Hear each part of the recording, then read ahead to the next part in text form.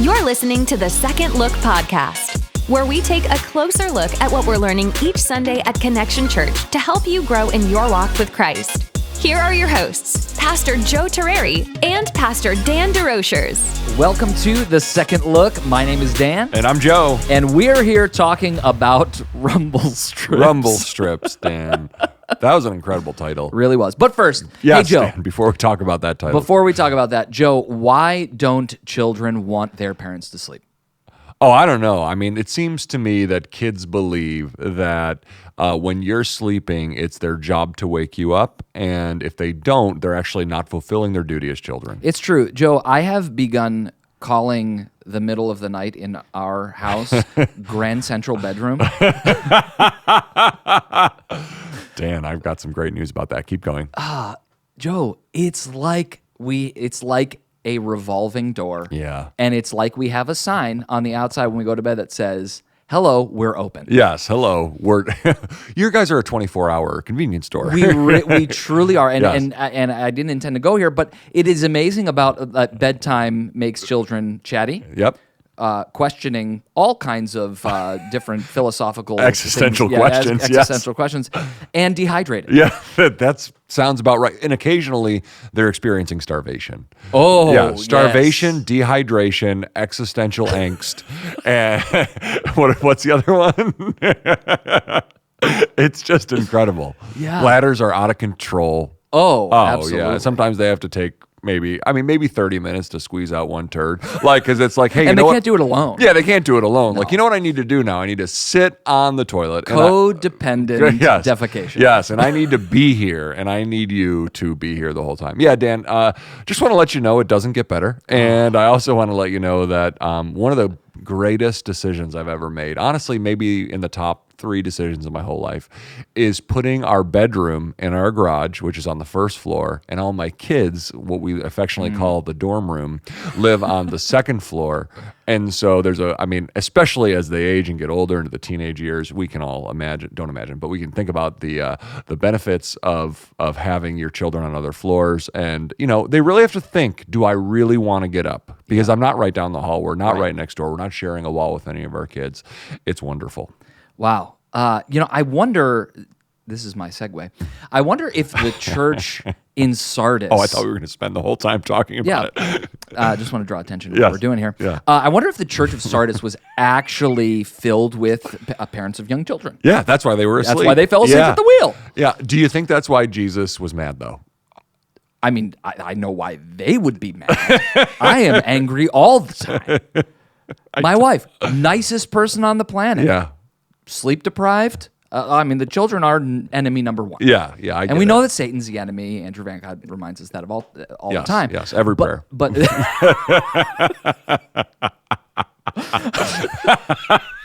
every time we pray. But the church at Sardis had fallen asleep, not physically, metaphorically Sleeping. Actually, I would even say I was being a little bit loose with the text yesterday, because Jesus actually says they're dead. But the reason I could say they were sleeping is because he tells them to wake up. So, that's good. So, That's good. I'm like, well, I think they're more dead than they are asleep. But since he says wake up, we can get away with the sleep. But I think we get the idea. That's good. I like I that. am for exegetical precision.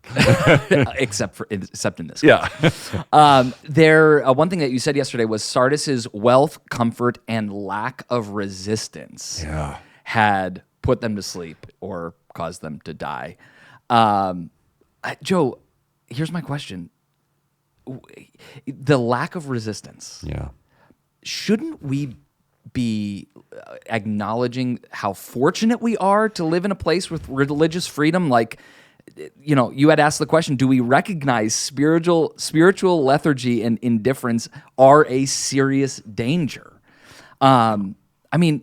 Shouldn't we recognize how fortunate we are to live in a place with religious freedom? Yeah, and I think we are fortunate.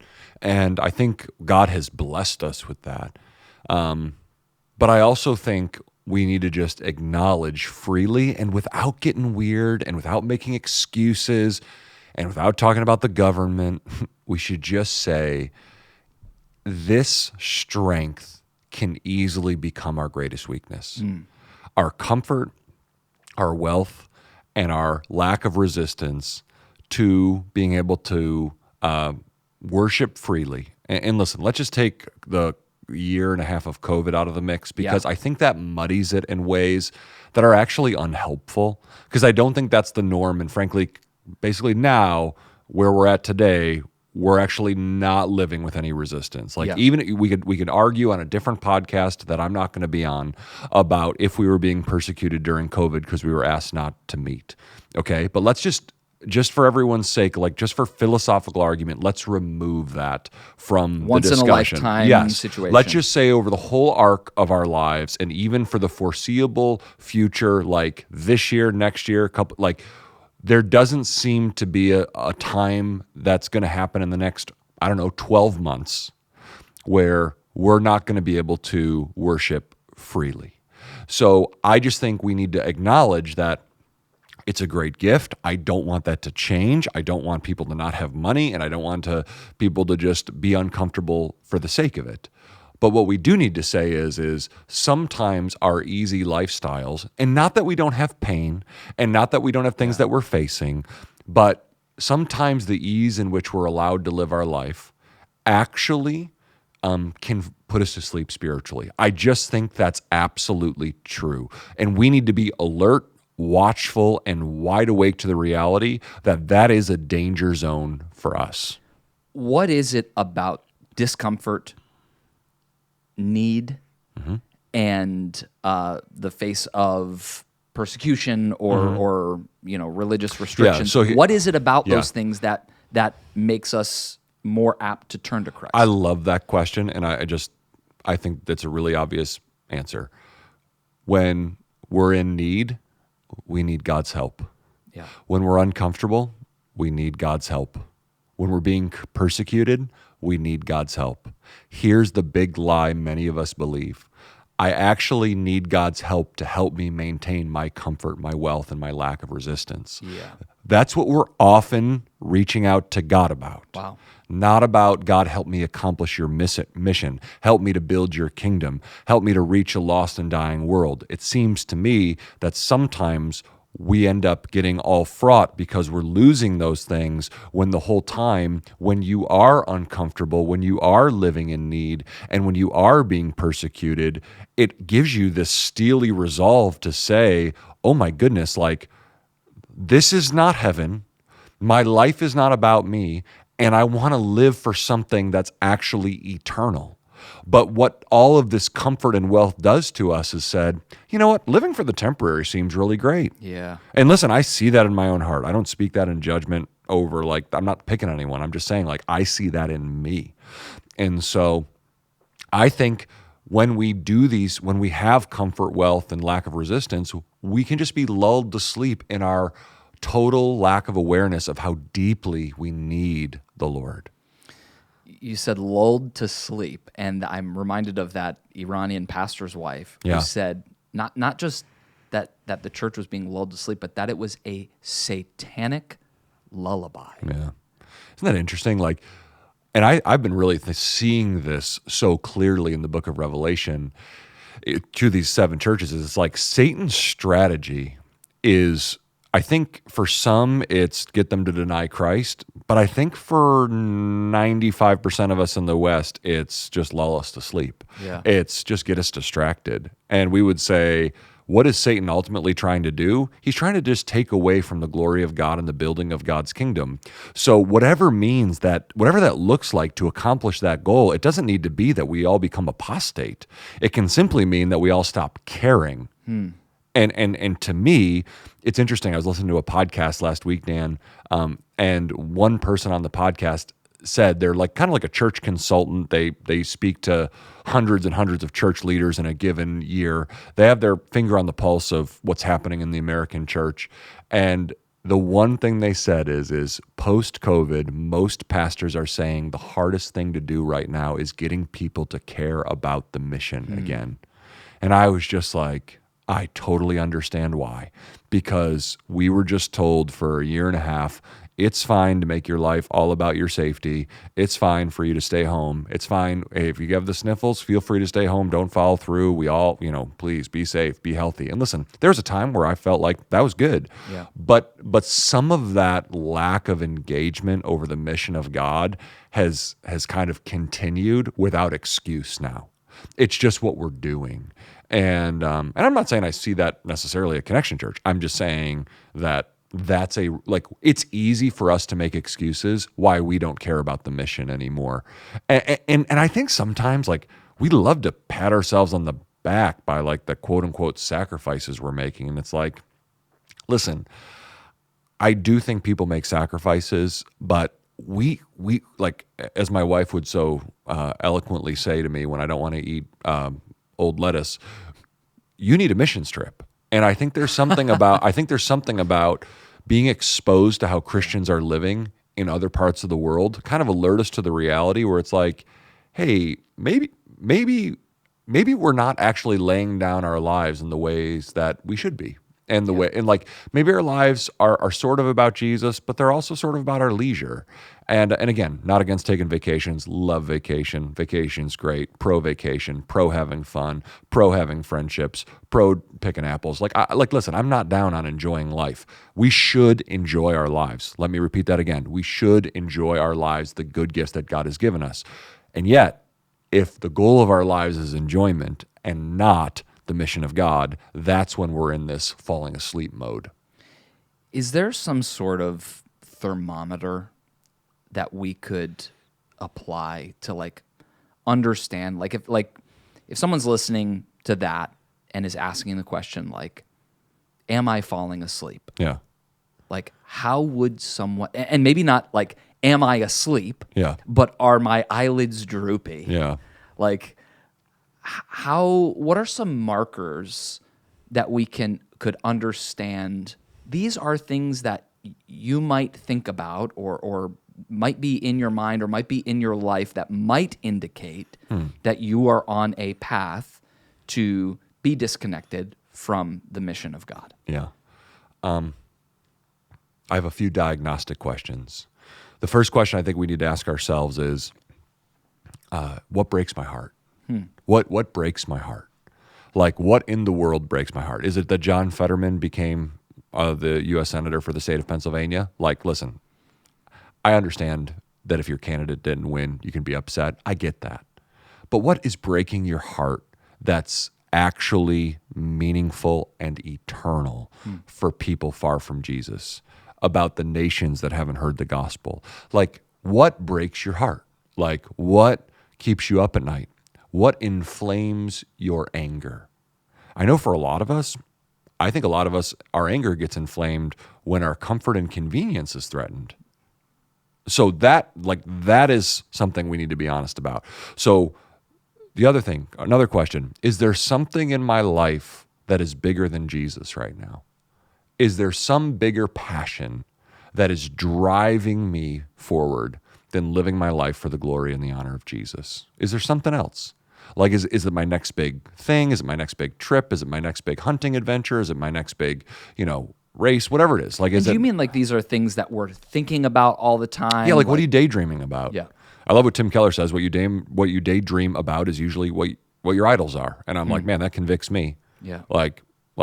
So I get that. So is there anything in your life bigger than Jesus right now? What breaks your heart for sure? And who are you praying for that doesn't know the Lord? And honestly, so I want to just tell a story from my own life, just so that, again, I never want to come across like I'm dogging anybody, because I'm not. I'm as I'd like to say, a lot of the things I share when I'm preaching and I share here is because I see them in my own heart first. So please hear that in love. But this week I got to golf with a friend or a neighbor. He invited me golfing. He was down the street. And I'm 99.999% sure he's not going to hear this podcast, but he was surprisingly lost, and I was just like, wow, this guy is lost. There's a map right here on the scorecard. No, he couldn't find hole 7. No, he knew the course very well. But I was just kind of like, and I was praying for him like the whole time. Like I was just kind of like, Lord, give me an opening to just talk about you. Because like I really did. Like I went on this golf thing. Honestly, it's like not because I love golf. I don't love golf much anymore. It was to spend time with this guy, and he invited me. And I just had this like overwhelming sense when I was done. I'm like, well, number one, I don't feel like I'm a great evangelist. But number two, if anything's going to happen in this guy's life, someone needs to be praying for him. Yeah, that's good. And so, I mean, I wrote his name down. I made a prayer list, and I'm like, this guy. And then I thought about the 3 other names in my neighborhood of men who I'm like, these guys all need the Lord too. And it's like, I just want to start there. Yeah. And so, and here's why, because I don't want to fall asleep. That's good. Because listen, my vocation is to be a pastor, but my life is to be a Christian. Yeah. And the Christian, I'm called to live the Christian life just like everybody else. And so I would say the final diagnostic question is who are you trying to reach? Who are you trying to share Christ with? I think those are some fair ways. That's good. That's helpful. Yeah. Because I think sometimes we can go through life on autopilot. Yeah. And maybe for someone listening, I know I'm thinking about these things and like thinking, I don't think about these things often. Yes. You know? And I think we can get caught up in our day-to-day, bringing the kids here and there and getting stuff done at work and spending time with family and all of those things. Yeah, and I would say the New Testament is not down on any Yeah. of those things. Like we should not pretend like those things don't matter and that God is not in those things. That's and good. that there is not a holiness to our ordinary lives. There is a holiness. And that's where God's put us and called us to live. My push would be is in the midst of that, Yeah.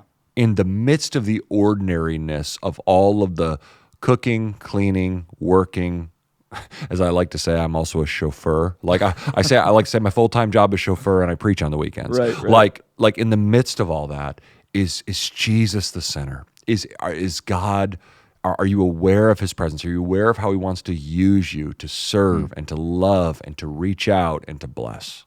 Maybe it kind of can be formed in the one statement that you had yesterday. When we forget who God is and who we are called to be, we fall asleep.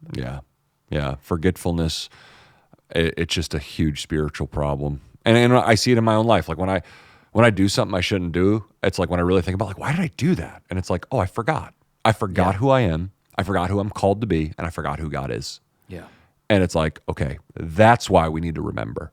Because when we forget who God is and who we are, our lives go off the rails. Our spiritual lives go off the rails. That is one of the biggest things I've just seen spiritually in our lives. Okay, so if someone is, I'm going to take a bit of a left turn here. Sure. Someone is doing well in life. Yeah. And has wealth, has comfort, has religious freedom. That's me and you. Yes. Okay. Like we don't even think about the wealthy people we know. We're talking about you and me. Yeah. We're Okay. talking about we're comfortable, Yep, right? yep. So how does this person make Jesus the center? Because even you said, the reason God saved you isn't so that you can coast to the grave as you try to grasp as much of the American dream as you can. But in the midst of having access to and having the American dream, how do we kind of thread that needle and not feel like ashamed of that, not feel like, I have to do away with all of those things? Like, how do we live in the reality of what is and still maintain the mission of God in our life? That's great. I love that question. This is going to feel self-serving, but I believe it with every fiber of my being. Participate actively in the local church. And listen, if you don't want to come to Connection Church, that breaks our hearts. We love you, but you belong to Jesus. Go find a church you can lay your life down for. Not for your pastor. Not for your pastor at all. I'm not going to be there handing out crowns in heaven. Jesus is going to be there. Yeah. But that question, Dan, is to participate vitally in the covenant people of God, the church. That is the primary place of engagement with the mission of God. for all of us. Yeah. And I want to be careful here. That is our problem. Yeah. We are consumers at heart, and we join churches based on the worship and the preaching. And I'm not talking about if it's biblical, we join churches based on how well we're served, and not based on where we're called to serve, where we're called to lay our lives down.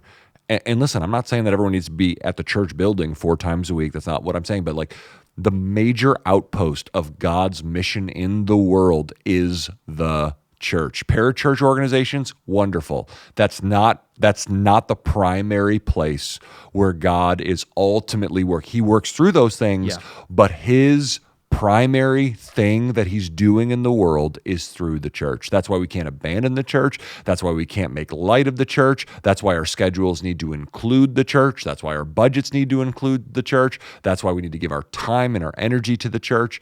But your church also needs to be about reaching and serving and loving in Jesus' name. And that's what we want to be about. We want to connect people to Jesus Christ. That's step 1, to his people, vitally connected to the people of God, and then to his mission. So it's, we connect to Jesus, we connect to one another, and then we turn outward and we say, it's not about just me and Jesus, and it's not just about me and God's people. We are a sent people. Jesus in John 20, as the Father has sent me, he says to his disciples, so I am sending you. We are sent out through the church. And so I really think the local church is the primary, supreme place of engagement with the mission of God. And when you say participate, it's all those things that you just described. It's not showing up to Sunday service. It's not showing up to a worship and prayer night. Like, and would you say that it's also, when you think about what do you daydream about? I mean, is it like you're thinking about how you can pour out your life and connect with others and those kind of things? Yeah, I think that just needs to be a part of our thinking. Yeah. You know, I think it needs to be in some ways a centerpiece of our lives. You know, like Jesus is the centerpiece. So if Jesus is the center of our lives, wouldn't it make sense that his people are the next ring in that orbit? Like if Jesus is the center, here's what most millennials don't like to hear. You can't divorce Jesus from his people. Yeah. Even if you don't like his people, you actually don't like him. Right. Because that's who he died for and who he's coming back for. Like Jesus died so he can have a people. We read this yesterday in Titus 2. Jesus died so that he can have a people set apart for himself. Yeah. And that's just what we need to keep in mind. And listen, I know people have been hurt by the church. There is no perfect churches. There are no perfect pastors. I fully acknowledge that. But if we give up on the church, and I just want to share one quick story, listening to a podcast again, I listened to a lady, and she's some well-known business coach person, and she said this statement. She said, she lives in like Texas or California, it doesn't matter. She lives far away, and she goes, oh yeah, my church is in New York. I send my tithe there, and I listen to the sermon on 1.5 speed by myself, and I really get a lot out of it. And that's her church. Yeah. She lives 2,000 miles away from, quote, her church, and that's her church. And what she does is, here's it is. It's only transactional. Here's how she thinks. I send my money to them. They give me a product back. A religious service. It boosts my soul. And I'm thinking to myself, that's gross. Yeah. That's not what Jesus died for. That's not Christianity. That's not following Jesus. I'm not saying she's not a Christian. I'm just saying like that is not who we are called to be. Yeah. That's like the purest form of you're like admitting I am a religious consumer. Right. It's like, where's the death in that? Yeah. Where's the cruciform life in that? Where's the sanctification in that? Where's the like, I just don't get that. And so, I mean, Dan, honestly, like, that kind of approach to church really makes you sleepy, even if you're getting a lot out of the messages. Like I mean, that might offend people. I don't care because I have the word of God to stand on. Like I'm not trying to offend anyone. I'm just saying like that's not the thing. Yeah. That's a counterfeit thing, and I think there's a lot of that where we've just made that normal. And I'm just like, I don't think that's what Jesus came to die for and create. Yeah. And part of the way that we want to combat being sleepy, I mean, it's why we have beverages at our services because bedtime makes you thirsty, and you have questions, existential questions. Yes. That's why we have small groups. Well, this has been another episode of The Second Look. You can catch this sermon and much more at our website, cometoconnect.com. Have a great week.